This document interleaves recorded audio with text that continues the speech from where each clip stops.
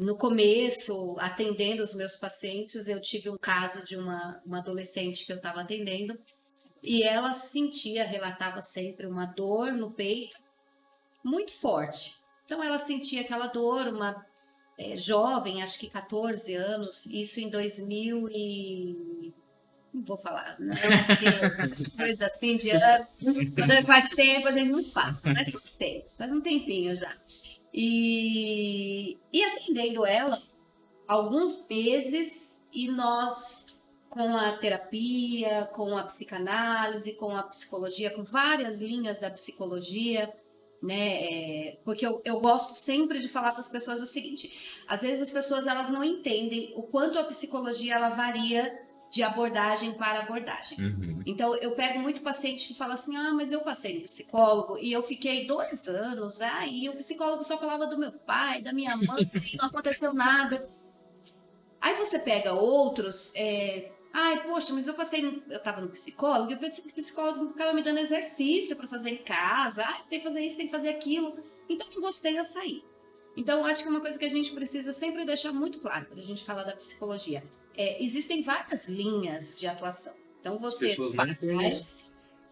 se forma psicólogo e a partir dali você se especializa em uma forma de atendimento. Então, você pode ser um psicanalista, né? Você pode ser um psicólogo comportamental.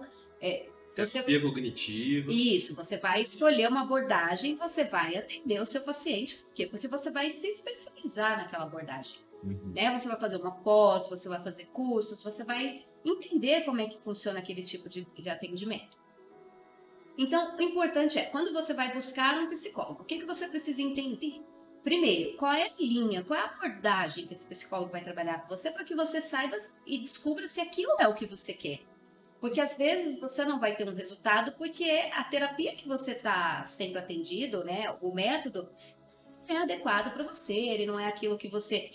tem pessoas que se dão muito bem com a psicanálise, tem pessoas que são imediatistas, né? Elas são mais elétricas, elas têm algumas questões ali pontuais que elas precisam resolver rápido. Então ela vai para um terapeuta, para um psicólogo que trabalha com uma abordagem cognitiva, comportamental. Por quê? Porque esse terapeuta, o que ele vai fazer? Ele vai entender a sua situação e ele vai trabalhar com você a partir daquele problema que você está trazendo. O psicanalista não, o psicanalista ele vai trabalhar com você lá de trás, ele vai entender de onde está nascendo aquela dor, né? De onde vem aquele trauma, como aquilo se construiu na sua vida. Então são abordagens diferentes. E a hipnose, ela também é uma abordagem totalmente diferente. Aí eu tô com aquela minha paciente maravilhosa, toda semana, aquela menina linda, uma adolescente de 14 anos de idade. Eu falei, gente, eu não me conformo, porque ela tá sempre sentindo essa dor no peito. E ela já tinha passado, obviamente. O que eu indico? O paciente vem para mim, eu já vou trabalhar com outros profissionais, porque o diagnóstico, ele não é único. Né? Eu, como psicóloga, eu não vou dizer para você, olha, você tem tal transtorno. Eu vou trabalhar com toda uma equipe. Então, a gente vai contar com o diagnóstico psiquiátrico, a gente vai contar com o neurologista, a gente vai contar com, talvez, uma fono, talvez uma nutricionista, enfim, dependendo da sua demanda, do problema que você apresenta. E eu encaminhei ela para outros profissionais, pedi que ela fizesse algumas avaliações, pedi que ela passasse no cardiologista, já que era uma dor no coração, né? Então eu falei, faça todos essas consultas, passe por todos esses profissionais e depois a gente retoma.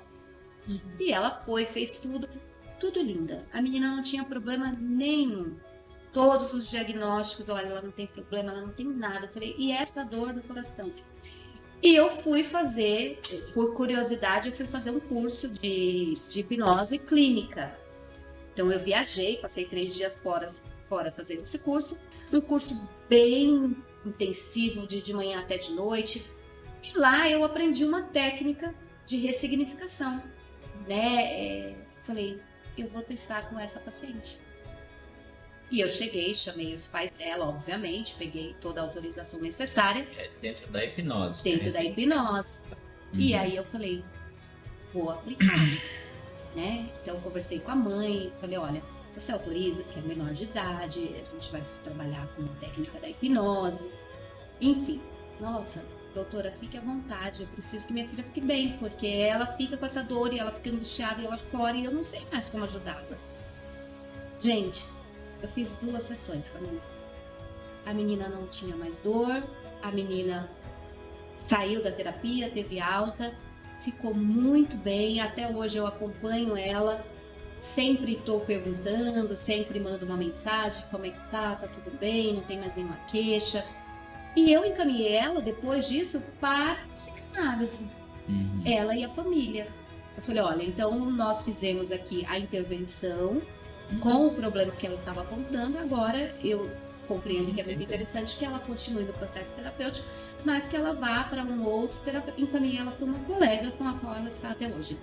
Quer dizer, eu entendi que para mim, né, a hipnose, com essa coisa de trazer uma resposta rápida para um problema que está te incomodando muito naquele determinado momento, era uma via que muito me atraía e não saí mais. As pessoas que têm muito preconceito em relação à hipnose, é bom a gente conversar isso aqui, que quem está assistindo vai, às vezes, perde a oportunidade de um tratamento e poderia ajudá-la em qualidade de vida, em melhora da vida em geral dela, por um preconceito e falar, hipnose, isso aí não serve, isso aí. E só dela não acreditar já atrapalha também no processo de hipnose.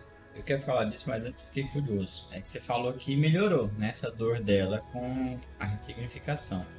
Tem como falar mais ou menos isso? Por que ela tinha? O que você fez? Na verdade, assim, a gente não entendia qual era a causa. Porque ela não trazia.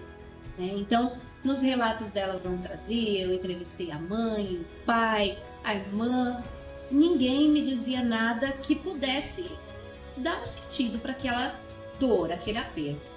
Então, quando a gente tem uma situação que a gente não sabe a origem, nós temos 2 opções como terapeuta, né? No caso da hipnose.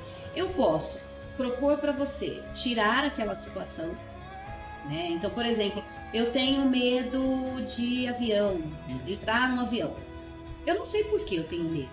Então, nós podemos trabalhar essa fobia para tirar, ou nós podemos descobrir por que você tem medo.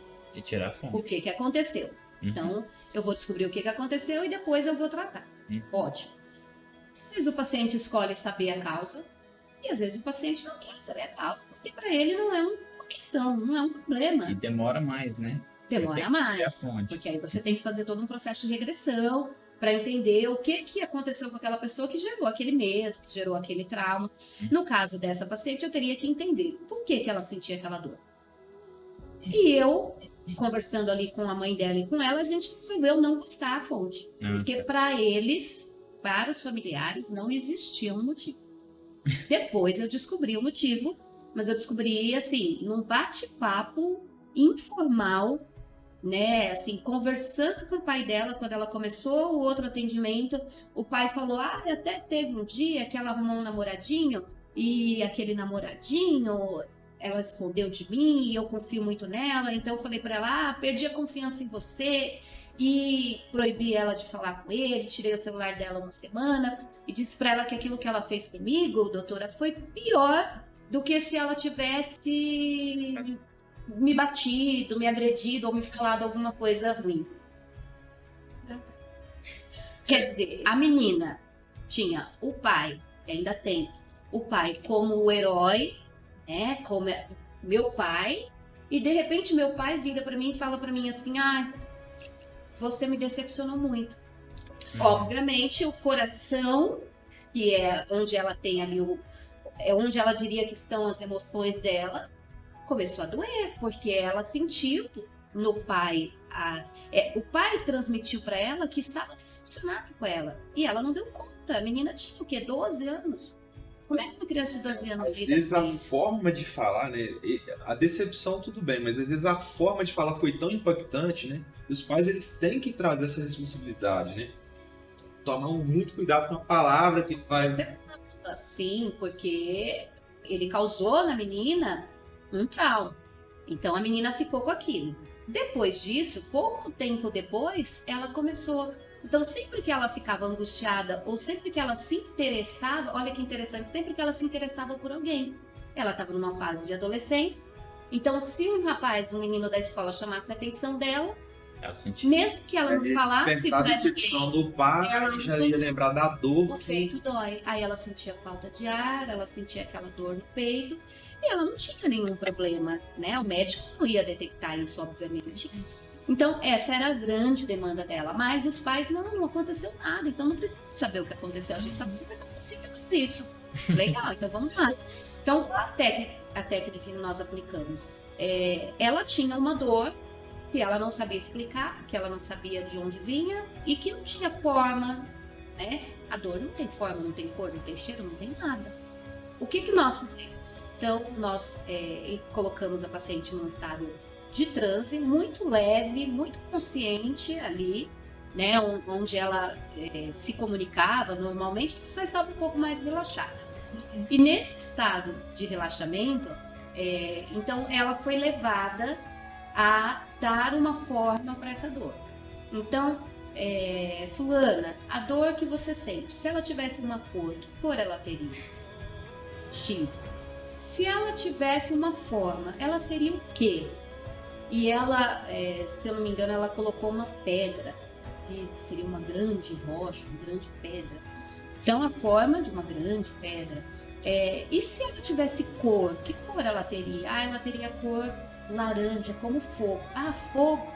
Então, a gente pode dizer que é uma bola de fogo? Isso, uma bola de fogo.